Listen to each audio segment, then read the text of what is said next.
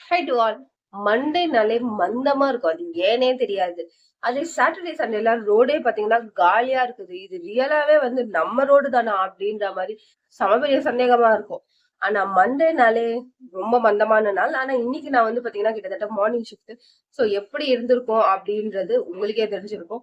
So road காலியா தான் இருந்தது. நான் போம்போது 9 மணிக்கெல்லாம் போனா கிட்டத்தட்ட டிராஃபிக்லயே வாழ்க்கையே விட்டுருவோம். அவ்ளோ கஷ்டமா இருக்கும். இன்னைக்கு என்ன பார்க்க போறோம்னு வந்து பாத்தீங்கன்னா, மத்தவங்களுக்குலாம் ஒரு சில விஷயம்லாம் ரொம்ப ரொம்ப ஈஸியா கிடைக்குது. ஆனா எனக்கு கிடைக்கவே மாட்டேன்து அப்படின்னு நம்ம நினைப்போம். அதுக்கான காரணம் என்னன்னு வந்து பாத்தீங்கன்னா, அது என்ன மாரி விஷயமா வேணா இருக்கலாம். அவனுக்குலாம் அது ஈஸியா கிடைக்குது. ஆனா எனக்கு வந்து பாத்தீங்கன்னா கிடைக்கவே மாட்டேன்துன்னா, நீங்க வந்து அவங்கள பார்த்து கஷ்டப்பட்டுட்டு இருப்பீங்க. அவங்களுக்குலாம் இது ஈஸியா கிடைக்குதே அப்படின்னு சொல்லி கஷ்டப்பட்டுட்டு இருப்பீங்க. ஆனா அவன் வந்து அதெல்லாம் கொஞ்சம் கூட பொருட்படுத்தாம, அவனோட வேலைய இஷ்டப்பட்டு செய்வான். நீங்க அவன பார்த்து கஷ்டப்பட்டுட்டு இருக்கனால நோ யூஸ். அதனால எந்த விதமான பயனுமே இல்ல. அவன் அவனோட வேலைய அவ்ளோ பக்காவா, பெர்ஃபெக்ட்டா செஞ்சு முடிப்பான். நீங்க அவன பார்த்து கஷ்டப்பட்டுட்டு, இன்னும் வாழ்க்கையில கஷ்டப்பட்டுட்டே தான் இருப்பீங்க.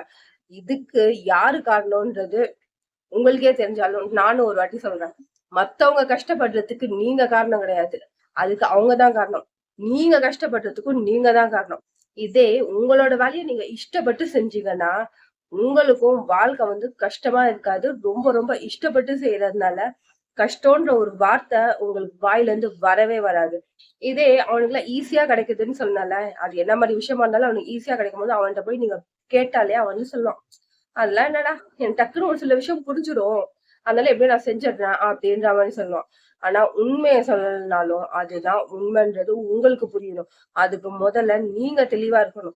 மண்டேனாலே மந்தமான நாள் அப்படின்னு சொல்லிட்டு நம்ம ஃப்ரெண்ட்ஸ் எல்லாம் சொல்லுவாங்கல்ல. மண்டே ஐயோ ஆபீஸ் போகணுமா அப்படின்னு ரொம்ப தயக்கமாவும் ரொம்ப கஷ்டமாவும் சொல்ற உங்களோட ஃப்ரெண்ட்ஸுக்கு, நம்மளோட ஃப்ரெண்ட்ஸுக்கு இந்த வீடியோவை ஷேர் பண்ணுங்க.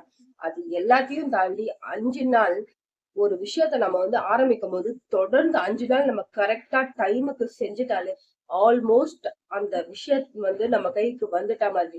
ஏன்னா ப்ராசஸிங்ல இருக்கும். 5 நாள் நம்ம தொடர்ந்து அத கரெக்ட்டா டைமுக்கு செஞ்சுட்டாலே, ஆல்மோஸ்ட் நம்ம ப்ராசஸிங்ல இருக்கோம்.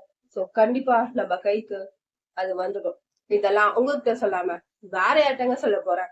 மறுபடியும் வேறொரு வீடியோல பெர்ஃபெக்ட்டா நம்ம சந்திப்போம். டாட்டா.